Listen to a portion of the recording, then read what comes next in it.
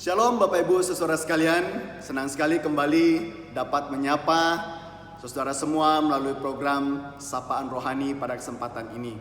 Kali ini saya akan membawa kita bersama-sama belajar dari satu firman Tuhan yang saya ambil dari 1 Samuel pasal 17 ayat yang ke-45. Firman Tuhan berkata demikian. Tetapi Daud berkata kepada orang Filistin itu, "Engkau mendatangi aku dengan pedang dan tombak dan lembing, tetapi aku mendatangi engkau dengan nama Tuhan semesta alam, Allah segala barisan Israel yang kau tantang itu." Saudara yang dikasihi Yesus Kristus, Rojas Muntaseno dalam akun Facebooknya, ia mengupload sebuah video yang berdurasi 53 detik. Dalam video yang diabadikan Rojas itu, saudara, ia merekam bagaimana pertarungan antara seekor ular dan seekor tikus. Didapati seekor ular itu memangsa anak tikus, yang memaksa induk tikus ini harus berjuang melawan ekor ular itu supaya dapat menyelamatkan anaknya. Saudara, dalam pertarungan itu tikus itu berusaha menggigit kepala ular, menggigit dan terus menggigit, dan pada akhirnya membuat ular itu menyerah. Dan ular itu membuka mulutnya dan melepaskan anak tikus itu, lalu pergi meninggalkan tikus ini, saudara. Ketika ular itu pergi, induk tikus itu berkeliling anak tikus, memastikan lingkungan situasi di mana mereka berada itu dalam situasi kondusif dan aman. Saudara yang dikasihi Yesus Kristus, dalam akun Facebook banyak komen yang mengatakan ini adalah satu peristiwa yang luar biasa. Ini satu peristiwa di luar dugaan, yang pada umumnya tikus itu adalah santapan yang lezat bagi seekor ular. Tetapi pada kenyataannya, pada waktu itu, pada hari itu, seekor ular dikalahkan oleh seekor tikus. Bapak Ibu saudara yang dikasihi Yesus Kristus, kalau kita melihat peristiwa yang sedang terjadi, pertarungan antara Goliat dan Daud, juga tidak jauh dari peristiwa seperti yang dialami oleh seekor tikus dan ular. Kalau pada waktu itu orang mengatakan itu adalah di luar kebiasaan, bahkan peristiwa Daud dan Goliat itu di luar pemikiran manusia, bahkan jauh lebih mustahil dari pertarungan antara ular dan tikus yang direkam oleh Rojas. Saudara, mengapa dikatakan jauh lebih mustahil?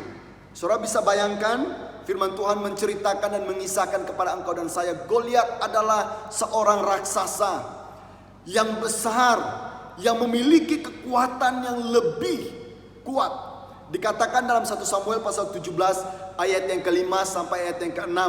Di sana dia katakan dia adalah seorang yang besar, berbaju zirah tembaga, bahkan juga lembingnya tajam bisa mematikan banyak orang. Dibandingkan Daud, seorang anak muda belia, tidak punya pengalaman dalam peperangan, yang hanya memiliki pengalaman menggembalakan domba. Saudara dikasihi Kristus, dalam situasi kondisi itu, orang-orang mengalami ketakutan. Ketika Daud datang membawa roti untuk diberikan kepada saudaranya dalam medan peperangan, di sana Daud mendapati bagaimana Raja Saul dan umat Israel itu terkungkung dalam sebuah situasi kondisi yang menakutkan. Bahkan dikatakan dalam ayat yang ke-11, baik Raja Saul bahkan umat Israel semua diselimuti oleh ketakutan. Tidak ada yang berani melawan Goliat yang besar itu.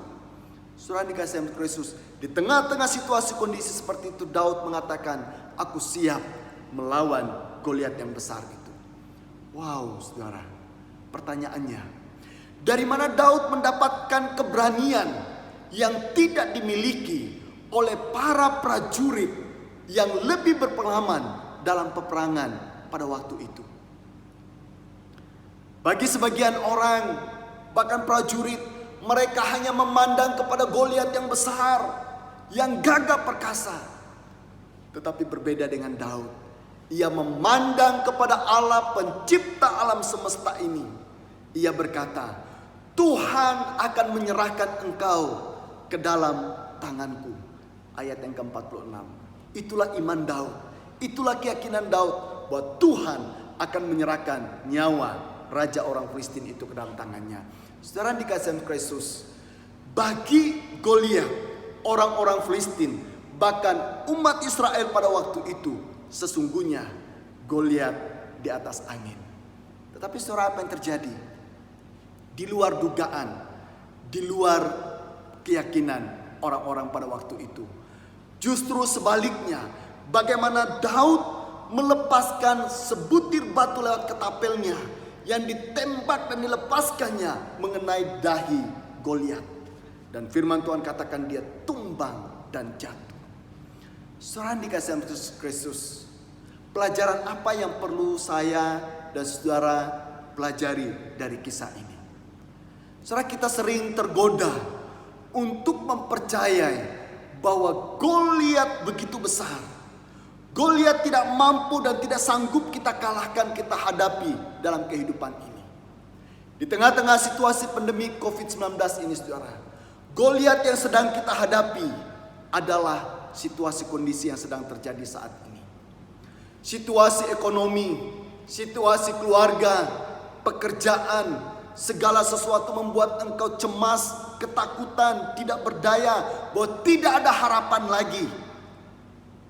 Saudara yang dikasihi Kristus, bersyukur pada kesempatan ini firman Tuhan melalui Daud mengingatkan kepada engkau dan saya, Allah yang dipercaya oleh Daud adalah Allah yang sama, yang akan memelihara saya, memelihara hidupmu, akan menyertai kita semua.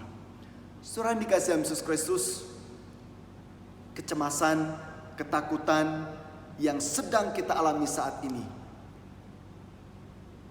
kalau kita bandingkan dengan kuasa Tuhan, jauh lebih besar. Oleh sebab itu, saudara yang dikasihi Kristus, di tengah-tengah situasi kondisi ini, jangan menyerah, jangan putus asa dengan kondisi yang ada. Marilah kita belajar kepada Daud memiliki keyakinan bahwa Allah pencipta alam semesta akan memelihara menyertai hidupnya.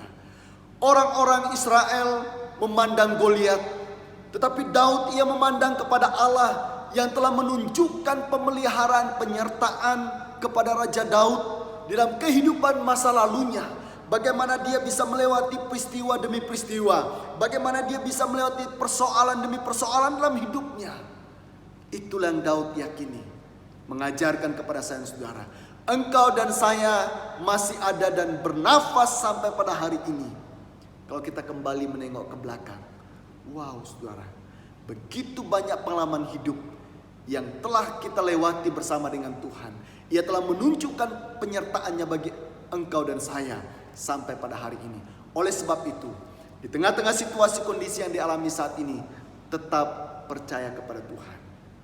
Allah yang telah menyertai Daud adalah Allah yang sama, akan menyertai saya, menyertai Bapak Ibu Saudara sekalian, dari sekarang sampai selama-selamanya. Tetap semangat. Tuhan Yesus memberkati kita semua. Amin.